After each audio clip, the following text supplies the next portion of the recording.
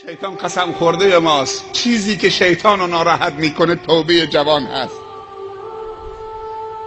در سن جوانی توبه جوان بزرگترین توهین و سیلی و خنجر تو پیشانی ابلیس هست.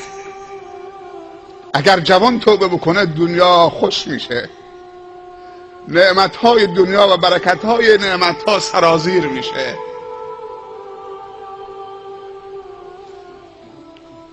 چون جوان توان گناه دارد، توبه پیرمرد به اندازه توبه جوانی که توان و قدرت گناه دارد و زمینه گناه دارد، زمین تا آسمان در قیمتشون تفاوت هست. گرچه خداوند همه توبه ها تا قبل از اینکه زمان توبه مسدود نشده باشه، وقت خاص نرسیده باشه، توبه پذیر است و ما قبل توبه را می آمرزد. التائب من الذنب کمن لا ذنب له. چرا همش صحبت توبه میکنیم؟ در نماز جمعه گیادون صحبت از توبه کردیم. بعد از زلزله 6 ماه پیش جزیره قشم و زلزله پی در پی و متواصل این جزیره، احساس نیاز شدید به توبه می شود. مثل که نیاز حالی ما فقط توبه نصوح است که همه دست جمعی توبه بکنیم تا نظر خدا را نسبت به خودمون مثبت بکنیم. ولو ان اهل القرى آمنوا واتقوا لفتحنا علیهم برکات من السماء والارض. اگر اهل روستایی و قریه یا جزیره‌ای یا قومی یا ملتی دو صفت داشته باشند، ایمان به خدا، ایمان صادق داشته باشند و تقوای خدا و ترس خدا تو همه زمینه‌های زندگیشون جریان داشته باشه، ما میگیم تقوا فقط در مسجد از خدا بترس. در مسجد آدم خوبی میشیم، روز جمعه در نماز عید آدم خوبی میشیم، در نماز 5 وقت آدم خوبی میشیم. از پله مسجد که بیرون آمدیم تمام شد دیگه، رفت. تو تجارت خانه که رفتیم، به گفته یکی از دوستان میگه اگه تو بازار امروز دروغ نگی نمیتونید جنست به فروش ببرید. مال حلال میگه جمع نمیشه، باید قسم بخورید، خدا وکیلی بگید، خدا رو از بایی بیارید پایین تا بتونید 1 متر پارچه بفروشید، تا بتونید کلاه سر مردم بذارید و پول رو جمع بکنید. اون پولا مسمومه، خون آلوده میکنه، نطفه رو آلوده میکنه، جنین رو آلوده میکنه، نسل بعدی رو آلوده میکنه. اونایی که سر سفره پدرشون با اون پول مینشینن و تغذیه میشن همه آلوده میشن. کاری نکنید که در توبه رو مسدود کنید.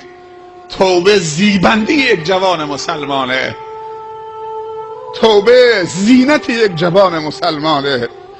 جوان مسلمان لوتی نیست. جوان مسلمان اصلا شایستش نیست که سیگار بکشه، تا چه برسه که بگیم جوان مسلمان معتاد شده. وای چقدر ما بی تفاوت شدیم، معتادی دیگه مد شده. اگه کسی تریاک نکشه، تو خیلی مناطق میگن تریاک دیگه مال دختراست. اگه کسی گفت تریاک میکشه، تریاک مال دختراست. صحبت از هروئین و حشیش و بنگه، صحبت از تزریق تفننی، تزریق حرفه‌ای. چی بود؟ جواب نمیخوام. زلزله بود. این صداها تقریبا عادی شده برامون.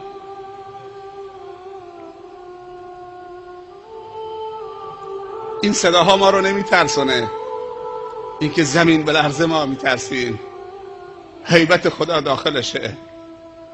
زلزله یکی از سهمناکترین بلاهاست و عذابهای خداونده و بعضی موقع زلزله وقتی شدت پیدا میکنه زمین دیگه طاقت تماسک نداره و باز میشه زمین.